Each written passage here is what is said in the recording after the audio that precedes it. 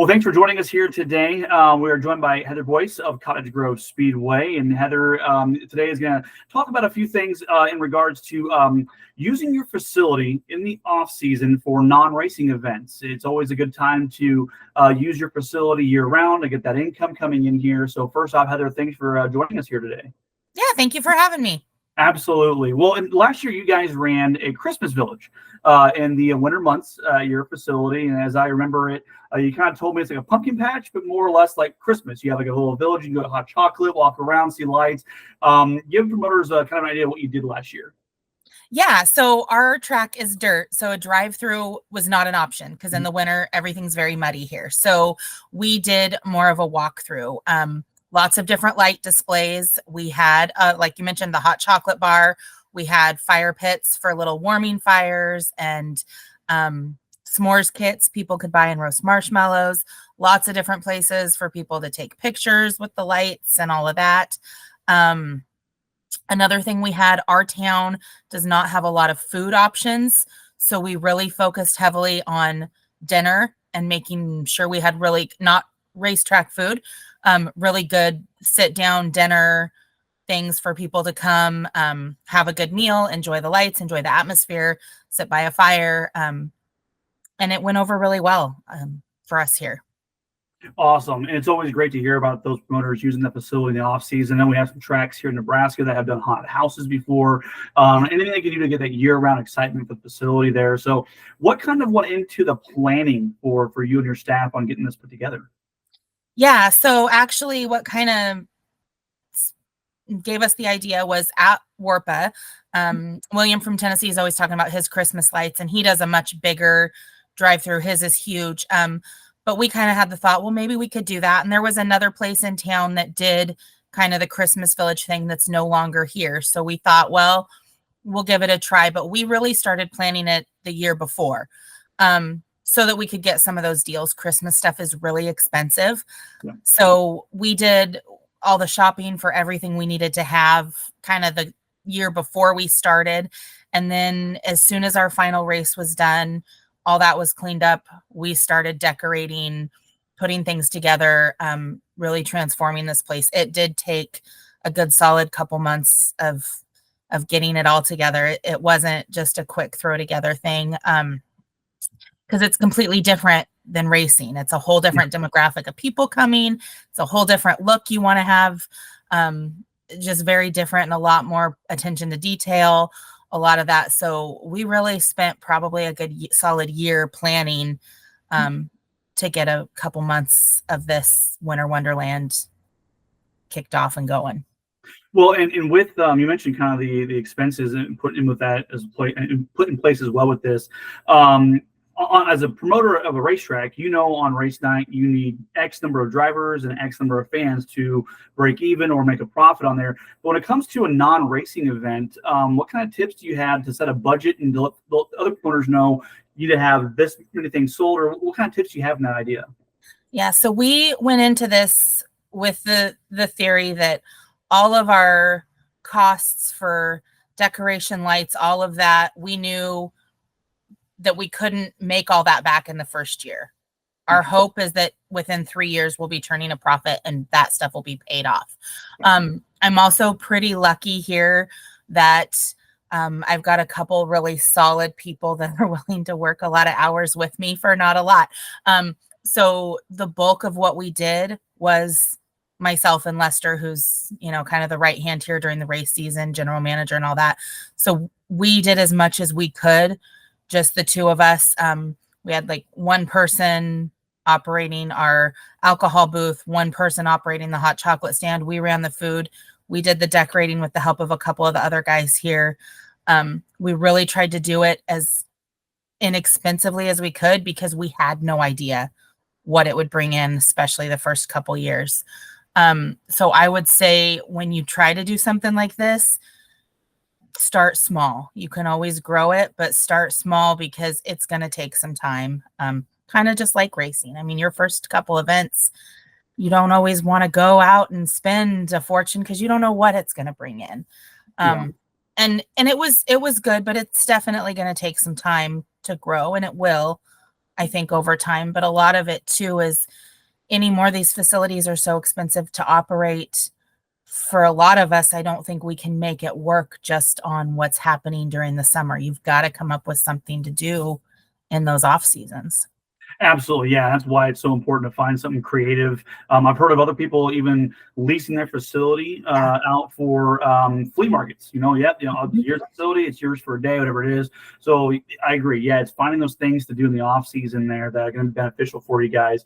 Now, when it comes to marketing, this Christmas Village that you guys did and the advertising there, obviously on race day and during the race season, you have your avenues that you've always gone to, Facebook, all that stuff.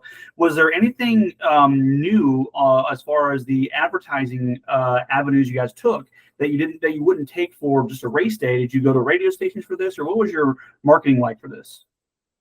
So, like, it's a completely different demographic. So actually, when I approached my regular radio advertising guy, he told me, no, don't advertise on my station for this. You're not going to get what you need.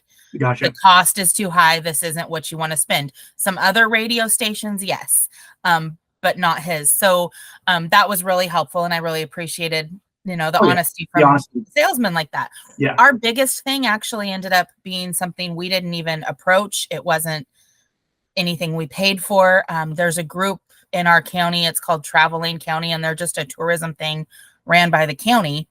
And they kind of put all these events on their website, all these things. And we somehow ended up getting on their radar and becoming, if you Googled Christmas lights, Christmas things to do, where to look for lights anywhere within 100-mile radius of us, we popped up as number one. Oh, wow. So that was the biggest draw. And that got us so many people that didn't know there was a racetrack, that had never heard of Cottage Grove Speedway, that hadn't even been to Cottage Grove. That got us here for this event because they just happened to be Googling, where can I go look at Christmas lights? Awesome. Fantastic. A huge helpful part there. Absolutely. Yeah. Yeah, and you kind of mentioned a little bit here, but the last question I had for you on that part of things was, do you think this helped increase your awareness for the non-racing fan? Do you expect to have those fans that went to the Christmas Village only and maybe are now going to be here for race day? I think it for sure got us some people. Like I said, the other thing that was good about it is we could actually have conversations with those people that came in, because it wasn't, you get your 1,000 people on race day. You can't go have a conversation with every one of them. Well, you get 100 people through the gates for a Christmas thing, and they're all ordering food from me or talking to me.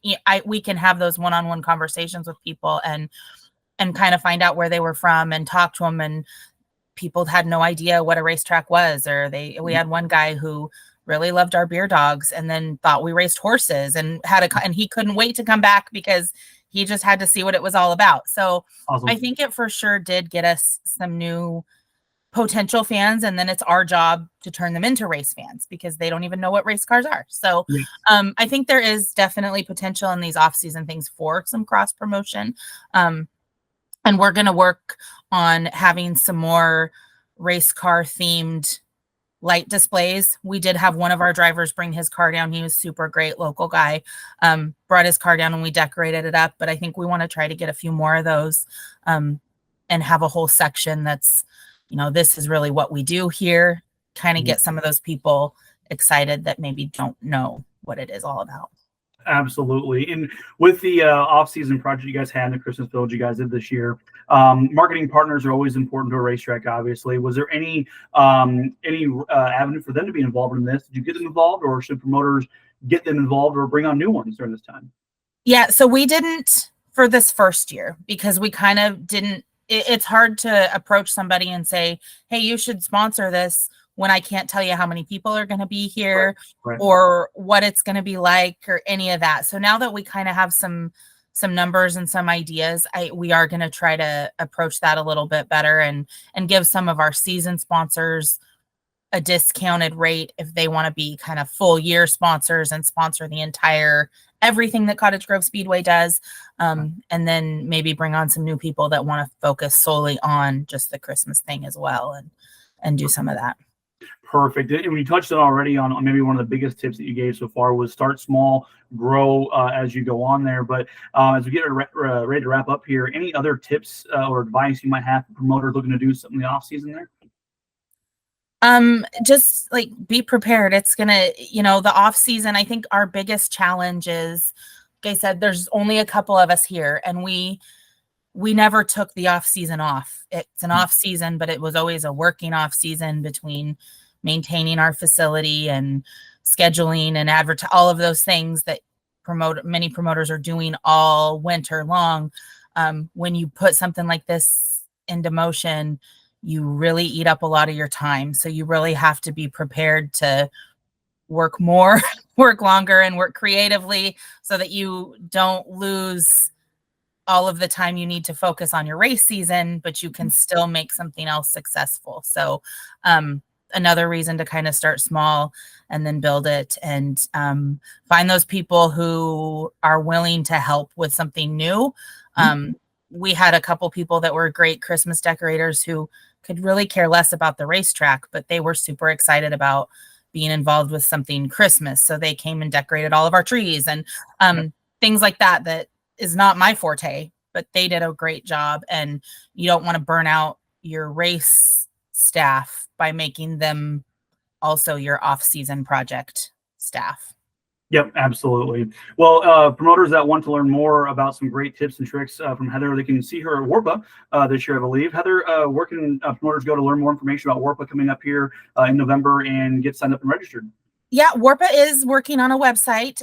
Bert's been working on that with you guys, I think. But as you know, race season, it gets hard to get those things done. So I don't know that there's much information there yet. But you can always get a hold of Bert from Grays Harbor or myself at cottagegrovespeedway.com has all of my information, and I'm pretty easily available by phone or email, and we can get you whatever information. It's that weekend right before Thanksgiving, and it is, if you haven't been, you should go. It's a great avenue to learn more about all this kind of stuff. Absolutely. It is primarily for the tracks on the West Coast, but anyone's invited to that wants to learn more about it as well too. So Heather, thank you so much, and we'll look forward to talking with you guys later on then. Thank you so much. Have a great day. You too.